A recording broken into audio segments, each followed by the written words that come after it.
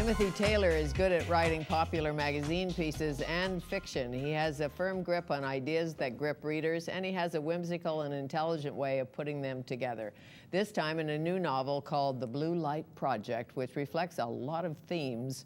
It is my pleasure to welcome Timothy Taylor back to Studio 4 to tell us more.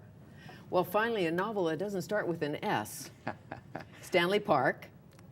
Silent Cruise. And then Story House. It was an accident. It wasn't a branding strategy. A happy accident because you've won a few prizes for those books. We've certainly, I've been really honored and lucky, I guess. I've had a lot of shortlist nominations for Stanley Park in particular. Yeah, sure. And a Journey Prize. Yes, that's true. Yeah. Okay. When you were a young lad, did you want to write? Was it on your radar? I think I was one of those kids that had a journal, so yeah, I fell into that group of kids who were interested in writing and recording, but then I went a different way and went into business. By the time I got to university age, I was interested in other things, and so. Well, you didn't kind of go into business. You have a BA in economics. I believe you have a master's degree. Yeah, I have an MBA, yeah. An MBA, and you were a banker. Yes. I know it's unimaginably long ago. I can hardly remember. That's not quite true, actually, but it does seem like a long time ago. Well, there is an emergency physician, Daniel Calla, right, who writes novels. Oh, yeah. And there's William Deverell is a former lawyer who writes very fine mystery novels. So it's not unheard of for people to make this transition. Well, and Deverell, as you know, writes about what he knows and what he knows well. And if you knew some of those cases, you'll recognize some of the players. Yes, I'm aware of that. I ask him a bit about that, yeah. Do you do that when you write fiction? Well, I think when I was in business, one thing, it exposed me to a lot of people in their own entrepreneurial business settings because of the kind of banking I was doing. And so that's a great way to be exposed to people in some of their most intense dealings, you know. So yeah, character was revealed. I definitely can say that. So what is the Blue Light Project? Well, there you go. That's the central mystery of the book, I guess you could say. But let's just say for now that it's a massive city-scale street art installation involving these mysterious boxes on the top of hundreds of buildings through the city where this set of incidents take place. And the street artist character who's putting them there, and nobody quite knows why, and nobody knows what the Blue Light Project will be when he's finished, his name is Rabbit. And he's a sort of semi-fictional concoction of people that I met and street art that I imagined. Who influenced you street art-wise? A real person, a real street artist? Oh, I can absolutely name some. The people that influenced me in terms of my description of the entire street art universe. Germ 9, a great sort of banner artist who worked here in Vancouver for a long time and has now moved to the Peterborough area. Cameraman is another one. Beautiful photographs that he would post on the sides of buildings that he had photographed. For free? Oh yeah, no one's paying these guys to do this kind of thing. So it's different than graffiti or like graffiti? I mean, it has certain similarities, but I really tend to draw a line between it and graffiti because the media is very different and it's an unfamiliar image. Graffiti we all sort of know. Sure, but the point is with street art, it's a dialogue. Yeah, it is. You know, sorry, you go ahead. Sorts. Well, they talk to one another on the walls. You know, a piece goes up and then another piece will go up near it. And for a while here in the downtown east side, there was a real fluorescence of street art activity. It's a little bit diminished since the Olympics, I have to say. Well, once you do a piece of art, you're a Gordon Smith or a Gathy Falk, when it's done, it's done. Yeah. You can fix it in the studio, but it's done when it's done.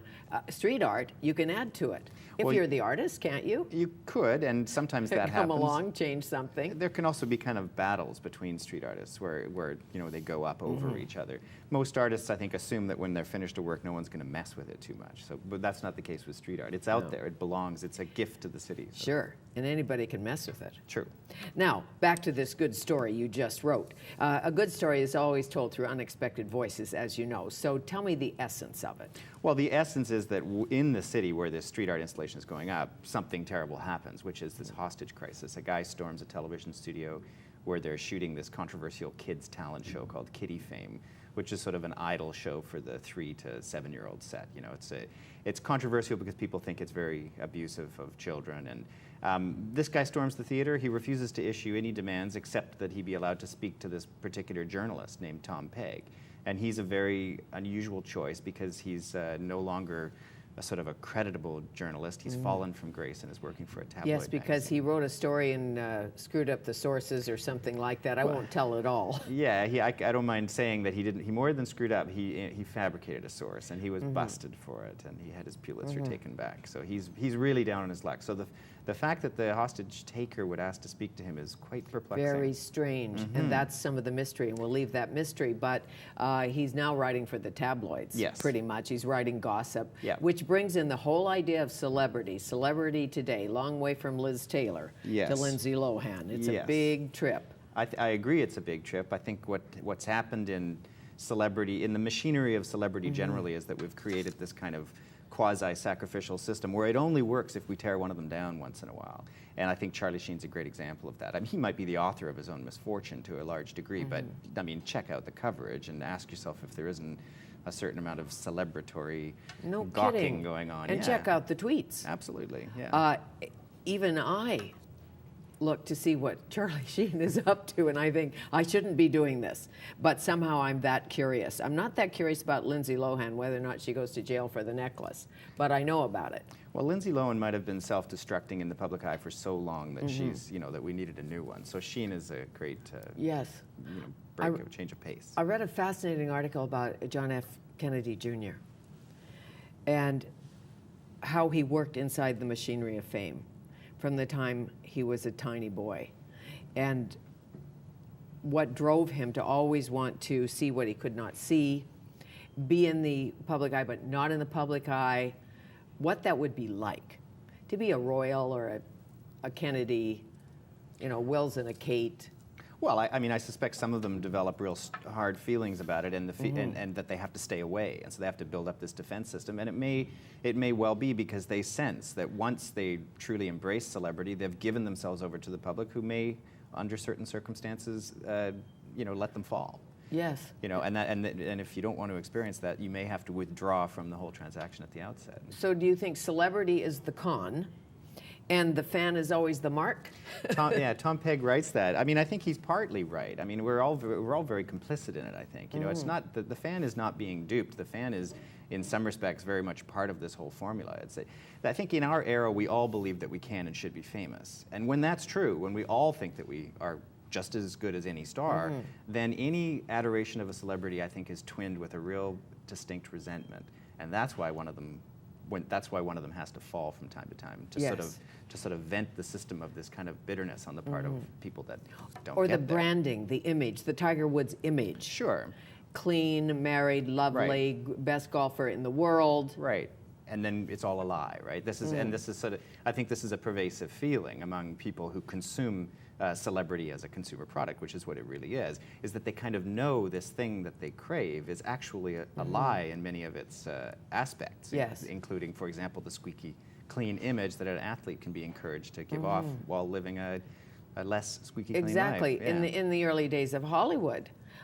Go back to Rock Hudson. I know you weren't alive, but Rock Hudson was gay. But he was portrayed as this handsome, hetero man who fell in love with Doris Day or someone. I don't know. I think what's really different is the attitude in the fan base at that time. I think there would have been a greater inclination to give to Rock Hudson that he had some quality that nobody else had. So he was from the star class, he was a celebrity, and we all who are looking up to him are the people who look up to stars. That distinction, I think, has really been erased. And I've often wondered what it would feel like to be that famous.